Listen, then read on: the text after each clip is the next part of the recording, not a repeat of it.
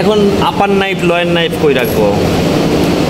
এখন আসে এইখানে দেখেন, এখানে কতটুকু গ্যাপ আছে। এই মেশিনের এই যে বডিটা আছে, এইটাই মনে করেন যে একটা ডেডলাইন, মানে আপনাকে বলা হলো এইটা স্ট্যান্ডার্ড, এর থেকে গ্যাপ কতটুকু আছে? গ্যাপ তো নাই। হ্যাঁ, এখন এই গ্যাপ আছে কতটুকু? গ্যাপ নাই। আচ্ছা, এখানে দাঁড়ান, আমি কি বোঝাচ্ছি সেটা এইখানে দেখেন কতটুকু ওভার আছে, কয় মিলি হবে? 2.5 মিলি। এইটা কয় মিলি? 2.5 মিলিরও তো প্লাস আছে, এটা থাকবে 3 মিলি প্লাস। 3 মিলি প্লাস। সূত্রটা দেখে নেন, এটা আছে 3 মিলি প্লাস থাকবে এই বডির থেকে বাহিরের দিকে 3 মিলি প্লাস, আর এটা 2 মিলি মাইনাস থাকবে। এটা হচ্ছে স্ট্যান্ডার্ড সূত্র, আমার কথা বুঝেন। মানে প্রত্যেকটা জিনিসের একটা লজিক আছে না। এটা থাকবে -2, এটা থাকবে +3। এইটা কি নাইফ সেটা বলেন। এই যেটা মুভিং, দুইটাই তো মুভ, এটাও মুভ করে না। হ্যাঁ, আমি শুরুতেই বলে দিছি যে কখনো বলবেন না এই মেশিনে যে এটা ফিক্সড আর এটা মুভিং, কারণ দুইটাই যেহেতু মুভ করে, আপার আর লোয়ার মুভমেন্ট, করা তো কোনো ইস্যু না। কথা বুঝছেন?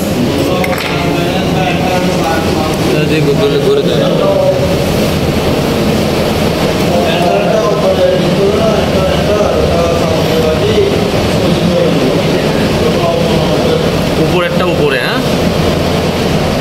একটু দেখার জন্য, আরো ক্লিয়ার দেখার জন্য খুলে নিলাম ভাই। হ্যাঁ, টাঙ্কিতে অয়েল পড়তে পারে যদি যখন বসাবো। হ্যাঁ,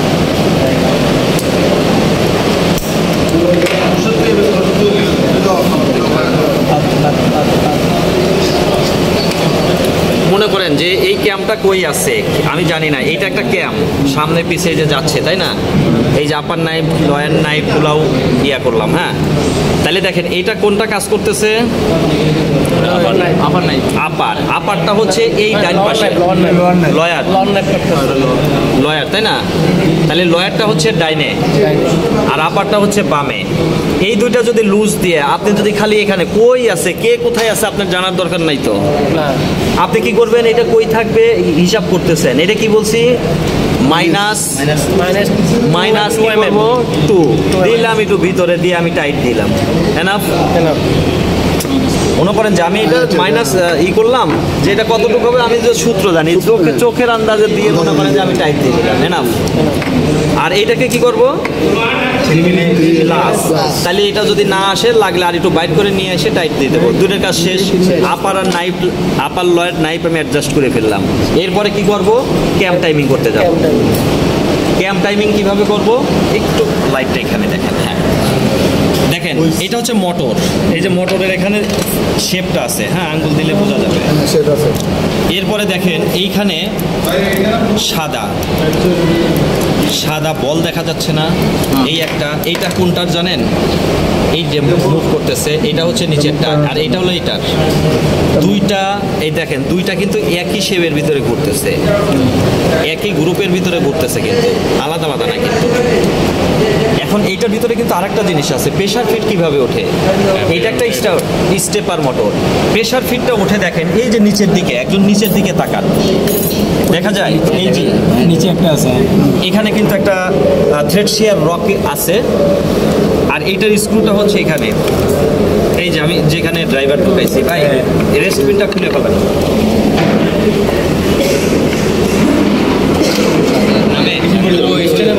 স্টানে বাজে না? আচ্ছা, এখানে কি দেখা যায়? দেখা যাচ্ছে একজন প্রেশার ফিটের হ্যান্ড লিফটারটা একটু আপ অ্যান্ড ডাউন করে, বোঝা যায়? একজন দেখে আরেকজনকে দেখার সুযোগ দেন। এই যে কেউ আঙ্গুল দেন, একটু আঙ্গুল দিয়ে বুঝেন, আপনি একটু আপ অ্যান্ড ডাউন করেন, বোঝা যায়? হ্যাঁ, সরেন। তার মানে অবশ্যই নীল হ্যান্ড লিফটারটা দিয়ে প্রেশার ফিট ডাউন থাকবে, আর জাস্ট যখন প্রেশার ফিট অ্যাডজাস্ট করবেন, এটাকে কি করবেন, লুজ আছে, জাস্ট ক্যাম্প ফিক্সড করার পরে এটা এখানে উপরের দিকে চাপটাকে টাইট দিয়ে দেবেন, হয়ে যাবে। চাইলে আমি সব খুলে করে দিতে পারি, কিন্তু আপনার আরেকটি ওয়েট করতেছে। আমার কথা কি বুঝছেন? হয়তো বলবেন যে করে দেখান, আমি কিন্তু বলছি না যে একদিন লাগবে। তার ধারণাটা দিলে হবে। আচ্ছা, ধারণা। এখন মনে করেন তাহলে এটা কীভাবে অ্যাডজাস্ট করবো? অ্যাডজাস্টটা হবে যাতে এই পাশের যেহেতু একটা থ্রেড শেয়ার আছে এবং এই পাশে দুইটা থ্রেড শেয়ার আছে, দুইটা যাতে কেউ কারোর সাথে ফিক্সিং না হয়, তার জন্য কি করবেন, এইটাকে এই যে সাদা বলগুলা দেখা যাচ্ছে, সাদা পার্টটা, এটাকে খালি ক্লোজ করে দিবেন। কিন্তু তার আগে কি করতে হবে আমার?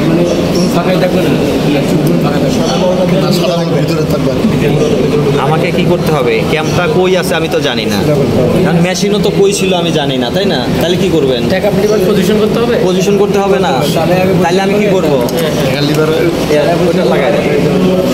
খালি করে গেলে তো হবে না, তাহলে তো দেখা যাবে যে জ্যাম হয়ে গেছে। আচ্ছা, তাহলে আমরা কি করব? পাওয়ার দেন মেশিনটা। তবে এই যে এইগুলা যেহেতু খোলা থাকবে, এইগুলা হচ্ছে আমি এদিকে হালকা চাপায় রাখলাম, সব লুজই আছে মনে করেন। এখানে এই যে আঙ্গুল দিয়ে রাখলে বোঝা যাবে যে স্টেপার মোটরটা ঘুরে গেছে। ও ঘুরে নাই, কিন্তু স্টেপার মোটর ঘুরছে। শেপে আমি হাত রেখে বুঝলাম, তার মানে হোম পজিশন হয়েছে। নিডেল বার উঠছে? হ্যাঁ, নিডেল বার উঠে নাই, হাত দিয়ে ঘুরাইছিলাম, তাই না? তাহলে ওকে করেন, মেশিন চালাবো আমি। থাক না এমনি, হ্যাঁ চলবে না কেন? হয়েছে? মনে করেন যে আমি টেকা বা নিডেল পজিশনটা যদি ঠিক রাখি, আমি যদি পাওয়ার দেই, আমি যে আগে হাত দিয়ে ঘুরাইছিলাম এই জন্য সে ওঠে নাই। যদি বসানো থাকা অবস্থায় হতো তাহলে অটোমেটিকলি সে উঠে যেত পজিশন নিয়ে। হ্যাঁ, তাহলে মোটর পজিশন হয়ে গেছে। এখন পাওয়ার থাক বা না থাক কোনো সমস্যা নেই, জাস্ট এইটাকে আপনি ক্যাম্পটা পজিশন করবেন 1 নাম্বার, তাই না? এইগুলোর ভিতরেই কিন্তু আপনার টাইমিংটা।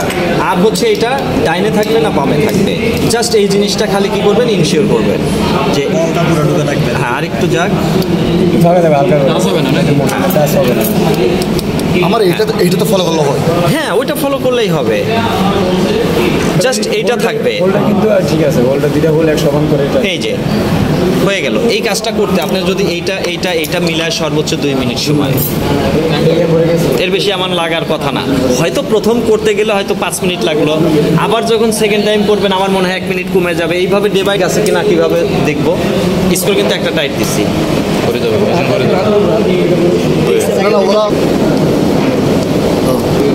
এখন কাটছে কিনা আসলে আপনার ভুয়াবাজি দেখাচ্ছে। এই যে এইভাবে দেখতে হবে, এই যে এইভাবে দুইটা আলাদা করে দেখেন লাগবে। এই যে এইভাবে ধরলাম, মনে করেন যে আমি তো বলতেও পারি যে কেটে গেছে, বলতে পারি না? কাটার পরে কাটার সারফেসটা দেখতে হবে আপনাকে। কাটিংটা হওয়ার পরে এই যে